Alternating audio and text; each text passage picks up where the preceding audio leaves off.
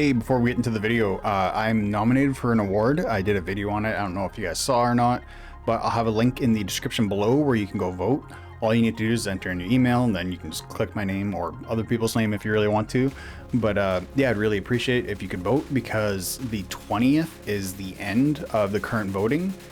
And then it will take the top 5 people of each category, I think it does, and then it will vote again to see who the actual winner is. So yeah, if you guys wouldn't mind voting, I'd really appreciate it. And yeah, back to the original video. Hey everyone, got a bit of a guide for the Champion Warrior event here. I've got some pre-recorded footage of like every day in order, so we'll go over them in order. And if you want to know what the order is right now, it is gold, then the regular hero summons, then we have the general order, we've got beast, then we've got servants, and then Colossus. I'm pretty sure that was it. I don't know why it says hero on these two spots, because it's not. Well, I guess this day 3 is. So hero 1 is the world tree, and then hero 2 is your faction recruitment. So we'll go over them in order. As you can see, I've already done my summoning. I just forgot to film the intro first, so that's what we're doing now. And yeah, let's go to day 1 now.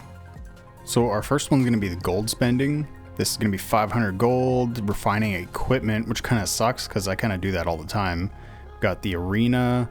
And you might notice this is not really synced up, is because I lost my footage for the gold one, so I had to reuse it from the video I did previously.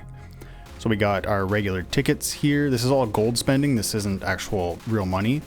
And you're really going to want to focus on these prayer stones, the servants, the beast bells, and then the Colossus will be down at the bottom there. That'll get you to 40,000 gold spent, but you need to spend 45,000, so you're just going to have to grab something else. So after all of those, we have the silver instance, and then I think sweeping XP is on there as well. Oh no, it looks like the XP's on the next one. So this is just for the normal summons. And your rewards are just the S+ character shards, some general orders. It has all the characters from the original S+, not any of the new ones, unfortunately. So you get 20, 30, and 50 shards from this one. You do need sweep XP instance, do normal draws, and do 6-star heroes. So these rewards up top are just the regular character shards, the S+ character shards, general orders, and below the 6-star, like obtain 6-star hero, I'm pretty sure there's a 7-star there. If you can't tell, all of this footage was recorded just on my phone. I really should have done the voiceover as I was recording it, but didn't work out that way, so it's going to be a little bit of a mess. Sorry guys. So the next one is for the general orders. You need to merge gems, do adventure time, complete a relic craft, faction draw. There's a bunch of stuff, like the other events weren't like this. We didn't have to save up this crazy. Anyway, the rewards are S+ character shards, you got general orders, some XP, and just regular summons and purple shards. Then we got the regular shards and summons, and then down at the end there should be S+. There we go. And then S+ character shards. For the packs, we just have general orders here, and largely I wouldn't suggest buying any of these packs for any of them besides the gold event, because that's where you can just spend all your gold you've been saving up. Next we got the beasts, so you got to summon for the beasts, star up the beasts, challenge the Lake of Cirrus Dreams, do a mythical task in the granary, and complete Sanguine Land. The granary is just in the campaigns that, here I'll show you. It's just this one, just refresh it until you get the red one, that's your mythic rarity. Pretty straightforward. Anyway, your rewards are some beast bells, the red select shards for beasts, which is really nice. And again, I accidentally did the first 2 before filming this, and I think it's going to be a theme for this whole video. The first 2 usually aren't anything special anyway. It's just going to be the summoning resource and like the crappiest reward out of all of them. So the top ones is pretty much the same thing. The packs are just going to be beast bells. Again, I would just stay away from that one. The only one that you could really spend money on if you want to is the Colossus one, but for the most part you can just leave the beasts. Next up, we got the servant summon. So just going to do regular servant summons, starring up servants, buying servants in the shop with that resource you get after summoning, sweeping the servant instance, and obtaining unparalleled servants. This one's a little hit or miss. The rewards are just regular servant summons, the crappy purple one, and then some currency for the shop. You got servant summons and the orange ones, servant summons and the red ones. All these rewards are pretty much the same for all of these summoning resources. Except we do have Unparalleled. It's the original Unparalleled set that we are working with here. So we had Edge, Sturdy, Blessing, Fortifying, Blasting, and Twin. But this second one here, we get the regular Servant Summons, 20 of them this time. But we do get Enduring and Slaying here. So I know a lot of people were looking how to get Slaying. This is one way, but it's a pricey way unless you got a lot of this stuff saved up. The top is just 3 yellows, a red, and then an unparalleled. This is going to have the regular unparalleled set as well. The shop is the same as all the others. Might as well grab your freebie, but it's just going to be a bunch of servant summons, pretty heavily overpriced servant summons. The dollar one is probably okay to get for like most of these because you get 5 for $1, but other than that, just don't. There is one caveat to the servant part of this event. If the things in the pity for the servant are not what you need, then just don't summon for it. Just save it and summon when you do need the stuff that's in the pity. Because you don't want to summon for something that you don't need just to complete the event, right? So the last one's the best one's the Colossus event. This draw the Celestial for one time, draw the Celestial for one time, the treasure, I can't talk, is actually the antiques. So maybe save up for this event. We got Consuming Celestial Stone, which is the summoning for your Colossus. We got Merge Components, that's just your Colossus equipment basically. And I know a lot of people, including me, have been merging them all the time.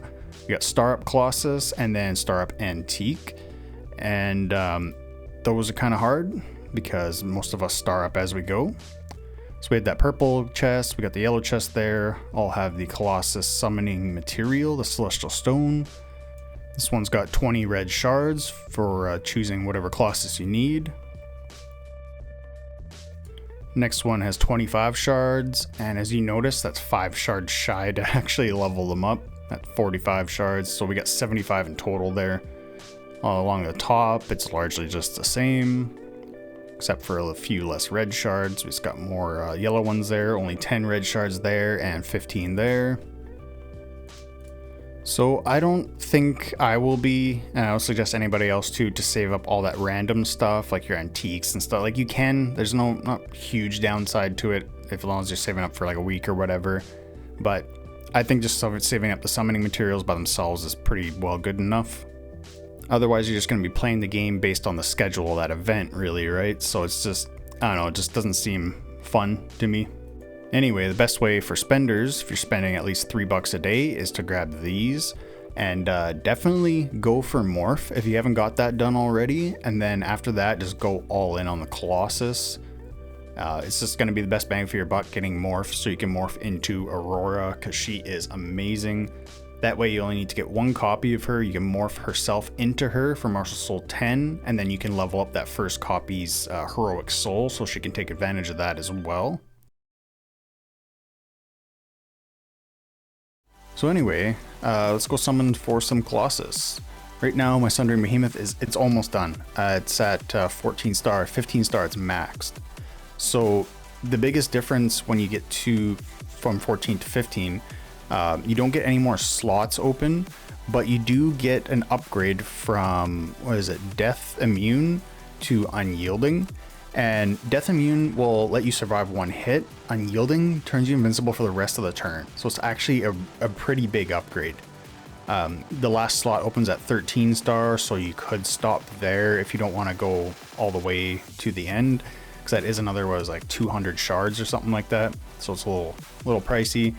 I'm going to be starting on the Boa after that, Predator Boa.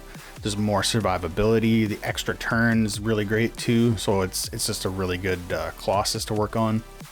So let's go do some summoning.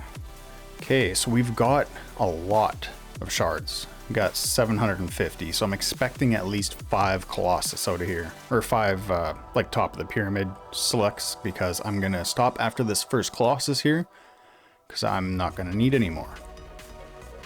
So not very lucky that time. So we're gonna go and just finish off the Colossus just for fun, so I know it's done. 15 star, finally. That took so long, holy crap. But I have been saving up a lot, like I had a crazy amount of shards. So Predator Bow is next, and see how lucky this one is.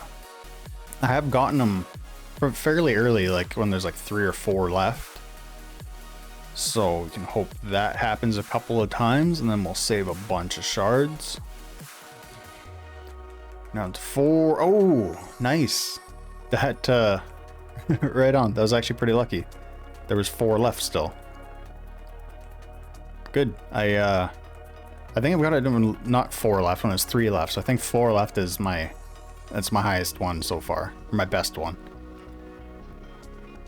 So hopefully that happens again. You could also just unlock a couple, like the Frigid Ursa would be good just for Angel and Moon or for Kong Ming, right?